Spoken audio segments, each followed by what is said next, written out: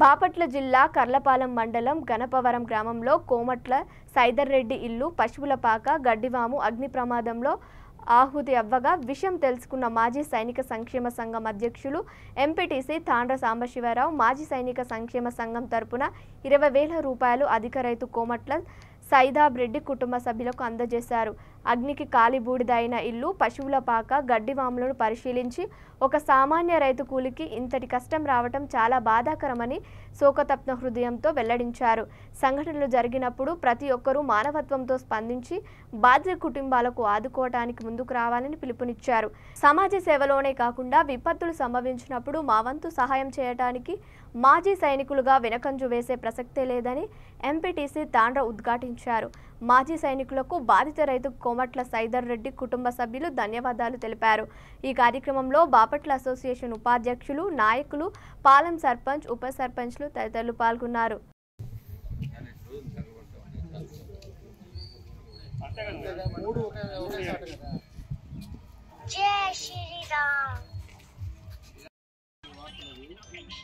చూసి మా యూనియన్ తరఫున మాజీ సైనికులందరూ అలా చేసుకొని 20,000 రూపాయలు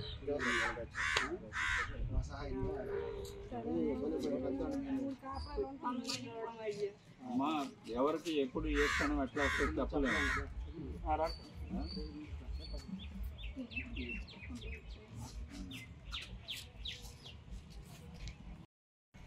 ఈరోజు గణపవరం గ్రామంలో చిన్నపాలెంలో కోమట్ల సైదాబ్ రెడ్డి గారు మరి వారు ఒక రైతు కూలీగా జీవనం సాగించటం, మరి ఈ గ్రామంలో ఒక పూరిపాక మరి పూరిళ్ళు వేసుకొని మరి పశువులను కూడా పెట్టుకొని వారు పోషణ జరిపిస్తున్నటువంటి క్రమంలో చాలా బాధాకరమైన సంఘటన.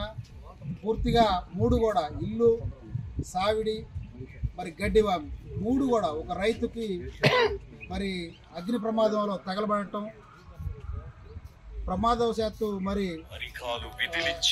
జరిగినటువంటి ఘటన చాలా బాధాకరం.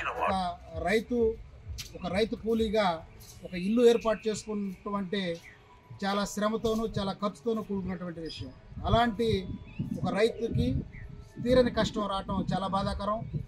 మరి వారి యొక్క కష్టాన్ని ఇల్లు తగలబెట్టడం, మరి సర్వం కోల్పోవటం మీడియా ద్వారా తెలుసుకున్నటువంటి బాపట్ల జిల్లా మాజీ సైనిక సంక్షేమ సంఘం తరపున మా మాజీ సైనికులందరం కూడా వారికి మరి మా వంతు సహాయంగా ఒక 20,000 రూపాయలని ఈరోజు అందించడం జరుగుతుంది.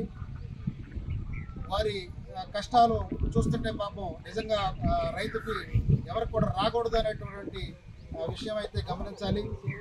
ఒక రైతుకి ఇలాంటి కష్టం వచ్చినప్పుడు ప్రతి ఒక్కరు స్పందించాల్సిన అవసరం ఉంది. మానవత్వంతో అలాంటి ఒక రైతు కూలీల్ని ఆదుకోవాల్సినటువంటి అవసరం ఎంతైనా ఉంది. మాజీ సైనికులుగా మేము స్పందించాము.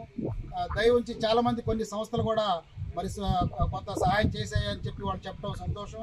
ఇంకా కొంతమంది కూడా మరి సహాయం ముందుకొచ్చి ఇలాంటి రైతుల్ని ఆదుకోవాల్సిన అవసరం ఎంతైనా ఉందని చెప్పి తెలియజేస్తూ మరి వారికి మా తరఫున ఇచ్చినటువంటి సహాయాన్ని ఒక చిరు సహాయంగా 20,000 రూపాయలు అందించడం మాకు సంతోషం. మిగతా వారు కూడా ఎవరైనా దాతలుంటే సహకరించి వారిని ఆదుకోవాలని చెప్పి మా మాజీ సైనికుల తరఫున కోరుకుంటున్నాము. Thank you.